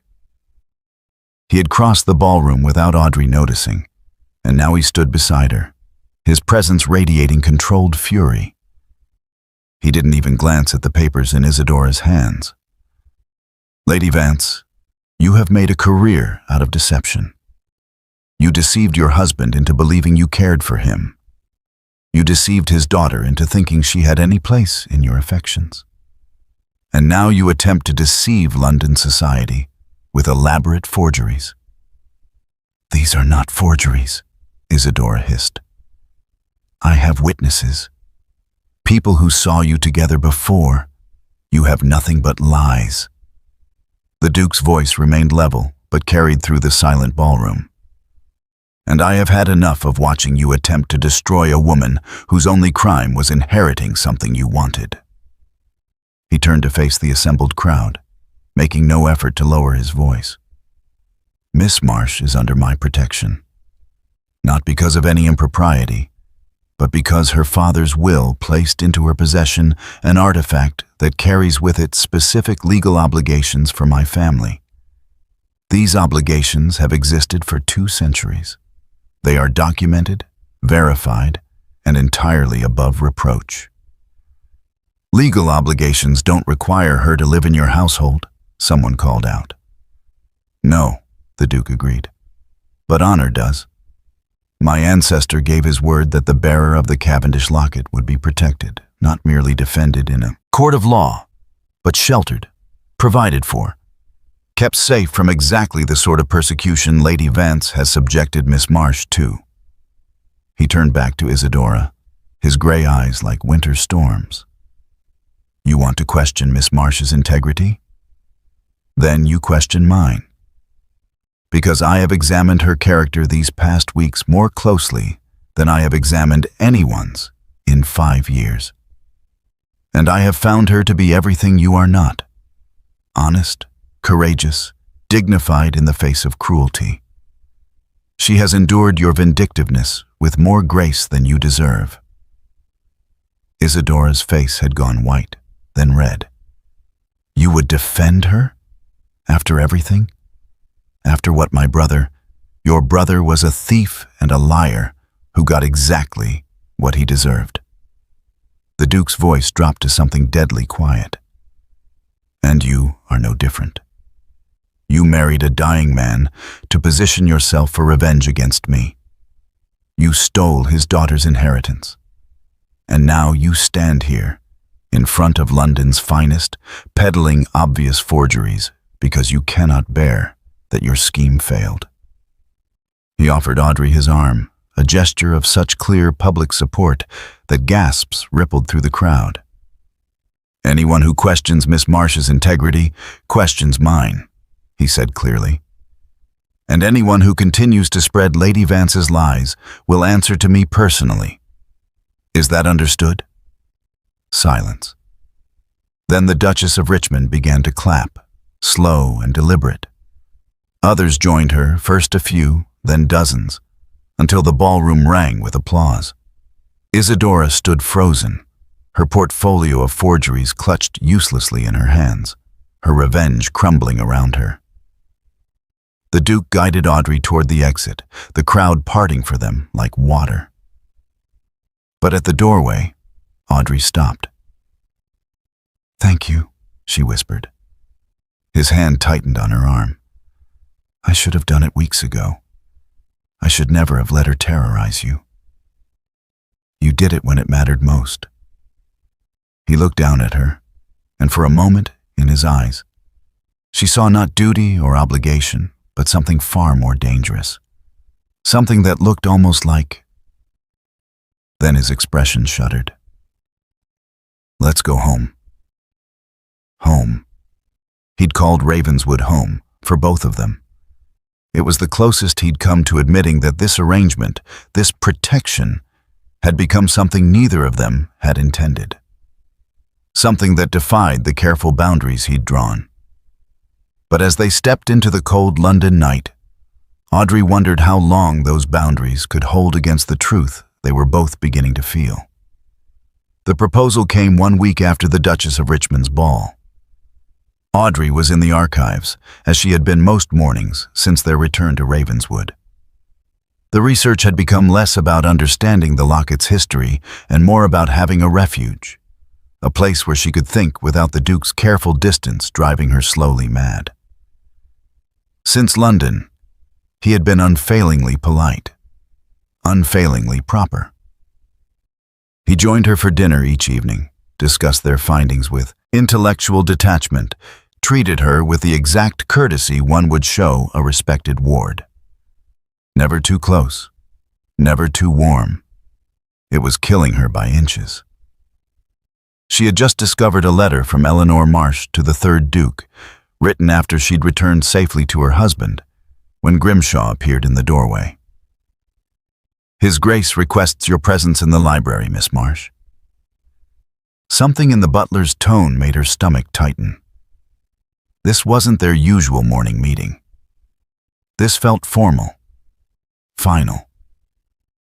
The Duke stood by the library window, his back to her, hands clasped behind him.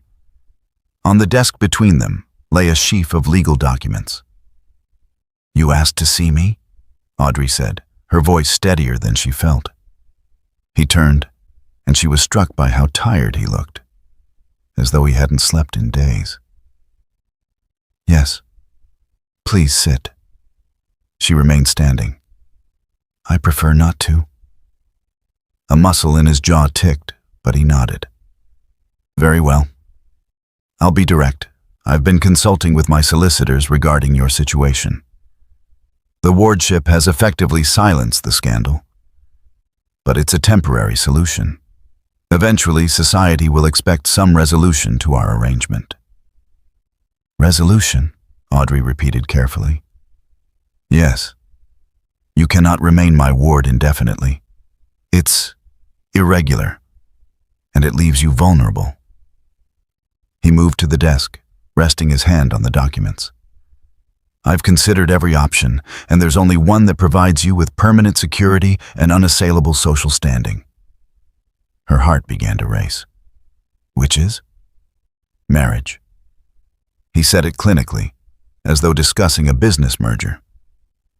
"A marriage of convenience between us would satisfy all legal and social requirements.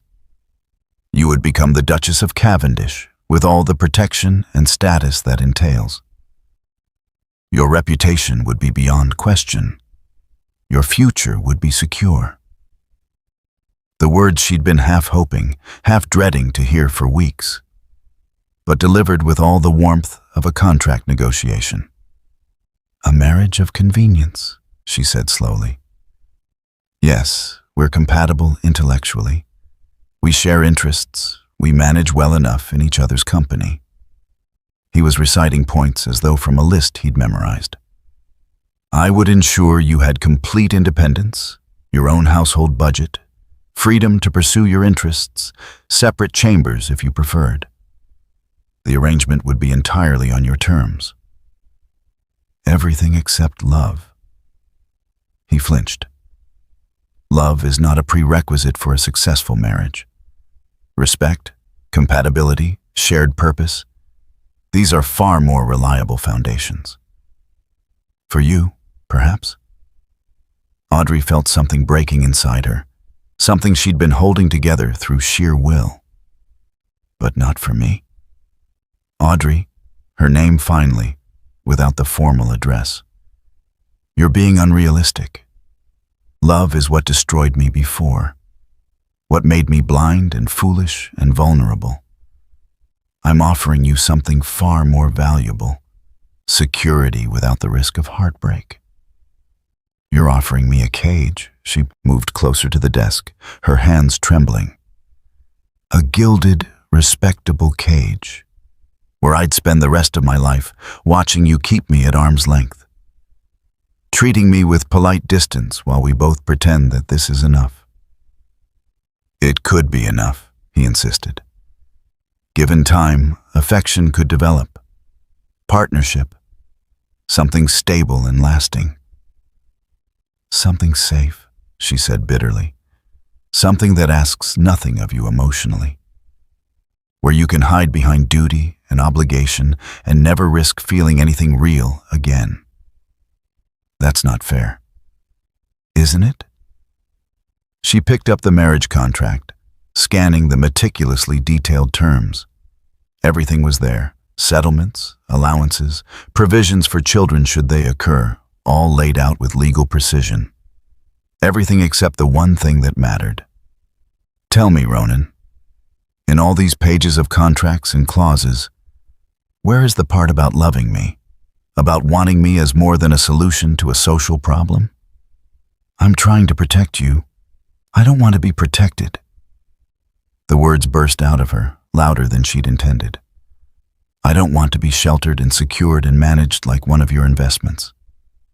I want to be loved, passionately, messily, with all the risk and vulnerability that terrifies you so much. He stepped back as though she'd struck him. I can't give you that.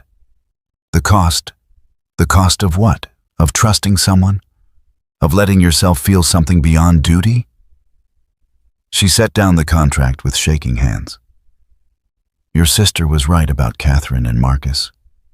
And yes, you didn't listen, and that hurt her. But do you know what hurts her more now?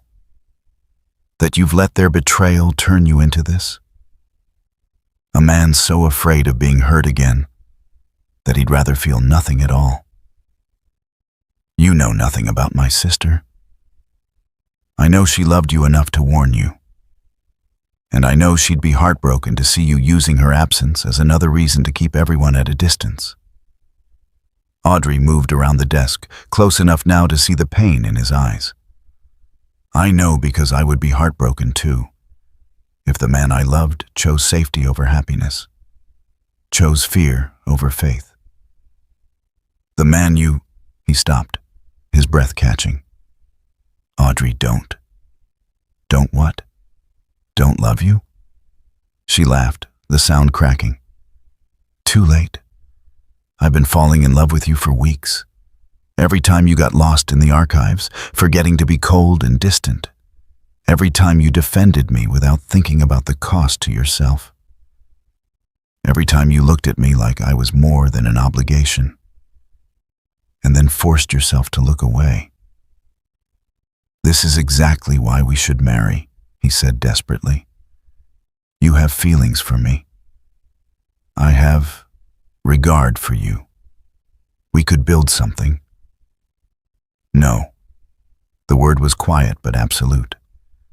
I will not build a marriage on your regard and my love. I will not spend my life hoping you might someday feel a fraction of what I feel for you. I deserve more than that. I deserve everything. She reached behind her neck and unclasped the locket. It fell into her palm, warm from resting against her skin for so long. The silver caught the morning light, the raven crest gleaming. "The locket brought me here," she said softly.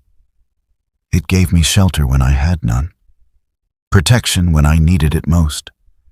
But its purpose was never to trap me in a half-life with a man too afraid to love me back." She set the locket on the desk, next to the marriage contract. "I release you from your obligation, Duke. The locket is yours. The charter is fulfilled. I'll leave Ravenswood by the end of the week." His face had gone white. "Where will you go?" "I don't know." And it was terrifying and liberating all at once. "Perhaps I'll find a position as a governess or a companion.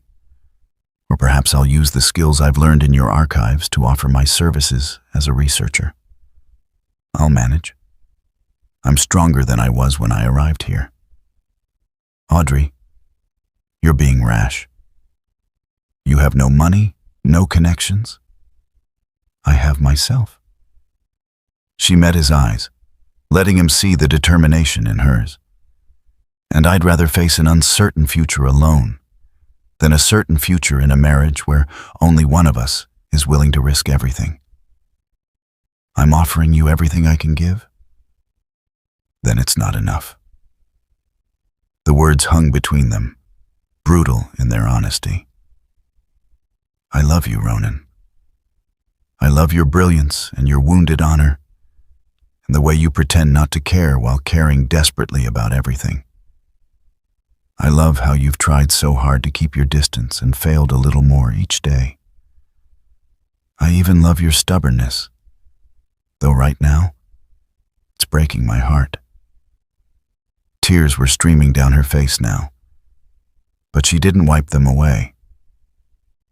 "But I will not marry a man who offers me security instead of love, who proposes out of duty instead of desire, who sees marriage to me as a problem solved rather than a life shared." She picked up the marriage contract and set it in his hands. "Find someone who will accept this. Someone who wants safety more than passion. It's not me. Audrey, please. I'll be in my rooms, packing." She moved toward the door, then paused without turning back. "For what it's worth, you didn't fail me. You saved me. You gave me shelter and respect and showed me what it feels like to be valued. You helped me find strength I didn't know I had. I'll be grateful for that, for the rest of my life." "Then stay," he said hoarsely. "If you're grateful, if you have feelings for me, then stay. Let me take care of you." "No," she turned to face him one last time. "Because taking care of me isn't the same as loving me. And I finally love myself enough to know the difference." She left him standing in the library, surrounded by centuries of Cavendish history, holding a contract for a marriage that would never happen, and staring at a locket that had brought them together, but couldn't keep them that way. In her room, Sarah was already laying out traveling clothes, tears streaming down her round face. Word traveled fast among the servants. "Oh, miss," Sarah whispered. "Are you certain?" Was she? Audrey looked around the beautiful suite that had been her sanctuary for months. Thought about the archives where she discovered her love of historical research. The dining room where she and the Duke had shared increasingly personal conversations disguised as formal dinners.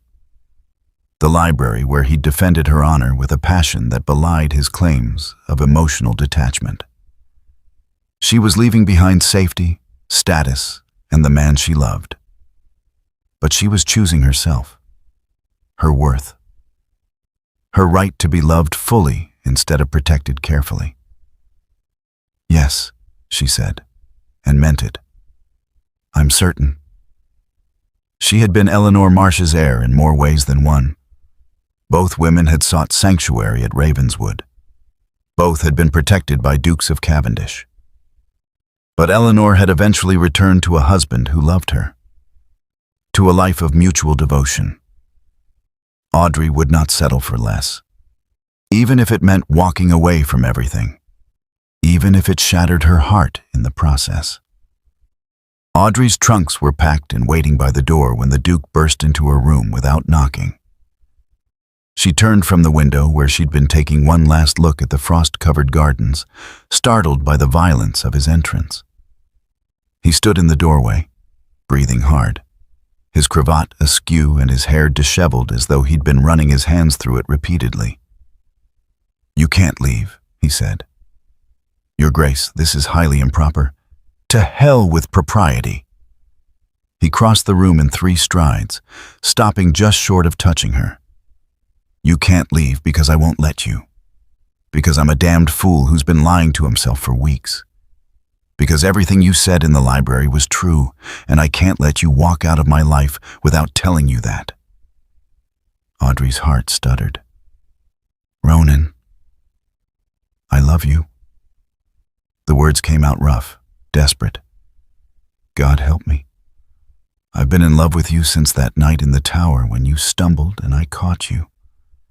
And for one moment, I let myself imagine what it would be like to hold you, to keep you.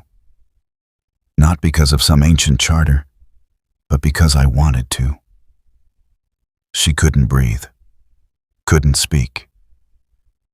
"I told myself it was impossible," he continued, the words spilling out like a dam had broken. "That I couldn't trust my own judgment. That caring for you would only end in disaster. I built walls and called it wisdom. I offered you a bloodless marriage and called it protection. But the truth is, I was just afraid." "Afraid of what?" "Of this." He reached out tentatively, his hand hovering near her face before finally touching her cheek. "Of wanting something this much. Of giving you the power to destroy me. Because you could, Audrey. You already have more power over me than Catherine or Marcus ever dreamed of." "I would never." "I know." His thumb brushed away a tear she hadn't realized had fallen. "That's what makes you different. What makes this different? You've seen me at my worst. Cold, distant, hiding behind duty because I was too cowardly to admit what I felt. And you didn't flatter or manipulate or try to change me. You just demanded that I be honest. With you. With myself." His other hand came up to frame her face, and she felt herself trembling. "I went to the library after you left," he said. "I picked up that locket, and all I could think was that it brought you to me. That my ancestor made a promise 2 centuries ago, and somehow, impossibly, it led to you standing in my parlor with nothing but a piece of tarnished silver and the courage to accept help from a stranger." "It wasn't courage," she whispered. "It was desperation. It was both. Just like leaving now is both brave and terrifying." He leaned his forehead against hers, his eyes closing. "But you don't have to be terrified. Because I'm here. I'm finally here, Audrey. Not hiding behind contracts or obligations or fear. Just me, asking you to stay. Begging you to stay. The marriage contract was the most cowardly thing I've ever written." He pulled back enough to meet her eyes. "I don't want a marriage of convenience.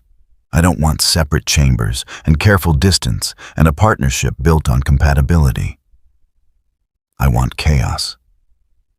I want to wake up next to you every morning and fall asleep holding you every night. I want to argue about historical documents and listen to you put Isadora in her place and watch you be brilliant in 100 different ways I haven't discovered yet." Audrey's breath hitched. "Ronan, I want to be terrified of losing you for the rest of my life. Because that means having you is worth the fear. I want to trust you with everything. My estate, my heart, My damaged, stubborn soul. His voice broke. I want to love you the way you deserve to be loved. Completely. Recklessly. With everything I am. You already do, she said through her tears. You've been loving me for weeks. You just wouldn't admit it. Then let me admit it now. He took her hands, and she felt them shaking. I love you, Audrey Marsh. I love your strength and your intelligence and the way you refused to accept less than you deserved. I love that you walked away from me when I was too blind to see what I was throwing away. And I'm asking, not as a duke to his ward, but as a man to the woman who owns his heart. Will you marry me? Not for convenience, she said, needing to hear him say it. Not for convenience. Not for obligation or society or protection. He dropped to one knee before her, still holding her hands. For love. Only for love. Because living without you isn't safety, Audrey. It's just a different kind of ruin. She pulled him to his feet, unable to bear the sight of him kneeling, and threw her arms around his neck. Yes. Yes, you impossible, stubborn man. Yes. His arms came around her, crushing her against him, and for the first time since she'd known him, he held nothing back. She felt the desperation in his grip, the relief shuddering through him, the raw emotion he'd been restraining for so long, finally set free. I thought I'd lost you, he murmured into her hair. I thought my cowardice had cost me everything that mattered. You found me in time. She pulled back enough to see his face, to trace the lines of strain around his eyes. You were brave enough to be vulnerable. That's all I ever wanted. I'm still going to be difficult, he warned. Stubborn and guarded and probably too protective. I know. She smiled through her tears. And I'm going to challenge you and refuse to let you hide and demand that you keep choosing love over fear. Every single day. Every single day, he agreed. And then he kissed her. It was nothing like the careful, controlled man who'd kept her at arm's length for months. This kiss was desperate and claiming and full of all the emotion he'd been denying. His hands tangled in her hair, pulling her closer, and she melted against him, finally understanding what it meant to be wanted. Not protected, or sheltered, or managed, but desired with a passion that matched her own. When they finally broke apart, both breathing hard, he rested his forehead against hers.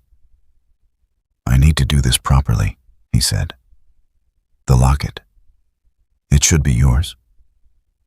It's on your desk in the library. Then come with me.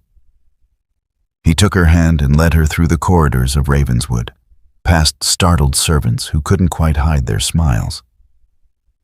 In the library, the locket still lay where she'd left it, next to the discarded marriage contract. Ronan picked it up carefully, then turned to her. This locket brought you to me when I needed you most, even though I was too stubborn to realize it. It's been in your possession for months, but it's never truly been yours. Not as a gift. Not freely given. He opened the locket, and for the first time, Audrey saw what was inside. 2 miniature portraits, painted with exquisite detail. One showed a dark-haired man with storm-gray eyes, the 3rd Duke of Cavendish. The other showed a woman with Audrey's own features, uncannily similar across 2 centuries. Eleanor Marsh, she breathed.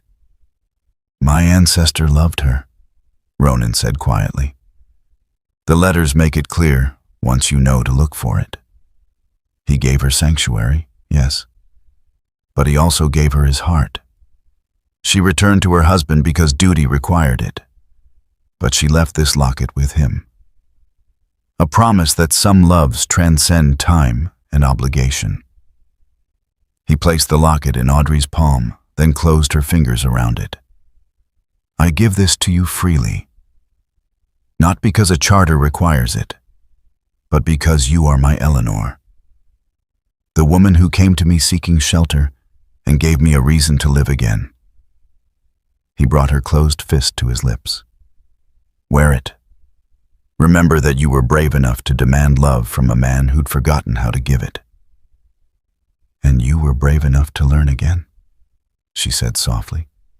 3 months later, Audrey stood in the grand drawing room of Cavendish House in London, now the Duchess of Cavendish, and faced Isadora Vance for the final time. The wedding had been the event of the season. The reclusive Duke finally emerging from his self-imposed exile to marry his ward in a ceremony that had London society reassessing every rumor Isadora had spread. The Duchess of Richmond had attended, lending her approval.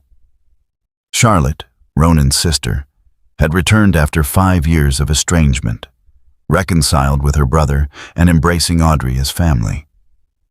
And now, Isadora stood before her, diminished and desperate, requesting an audience. I've come to apologize, Isadora said, though the words clearly cost her. My behavior was regrettable. I hope we might come to some understanding. An understanding. Audrey studied the woman who had once held all the power, who had stripped her of everything and laughed while doing it.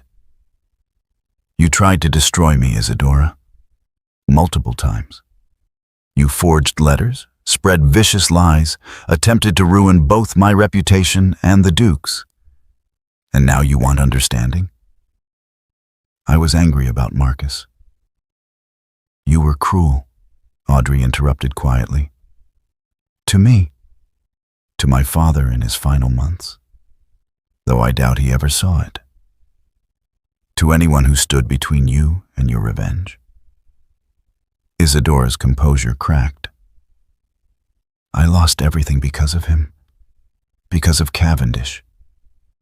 Marcus was ruined, exiled. Marcus ruined himself, Ronan said from his position by Audrey's side. As you're ruining yourself now by refusing to accept responsibility for your choices. You took my brother from me. No, Audrey said. Your brother took himself through theft and betrayal, just as you chose to marry my father not for love, but for position and revenge. You could have been kind. You could have honored his memory by caring for his daughter. Instead, you took everything you could and tried to destroy what remained. She moved to her writing desk and withdrew a bank draft, holding it out to Isadora. This is enough to live on comfortably for a year. After that, you're on your own. I'm giving you this not because you deserve it, but because I choose to be better than you were to me. Isadora took the draft with shaking hands. Why would you? Because my father did not leave me nothing, Audrey said, touching the locket that now hung openly around her neck. He left me this. A piece of tarnished silver that seemed worthless but proved to be the key to everything. It brought me to a man who taught me my own worth, who helped me find strength I didn't know I had, who loves me not despite my circumstances, but because of who I am. She moved to stand beside Ronan, taking his hand. I have security now, yes. A title, wealth, position. But those were never what mattered. What mattered was learning that I deserved to be loved. That I could demand love and receive it. That my value isn't determined by inheritance or social standing, but by the courage to know myself and refuse to settle for less than I'm worth. She looked at Isadora, seeing not a monster, but a bitter, broken woman who'd let revenge consume her. That's my inheritance, Isadora.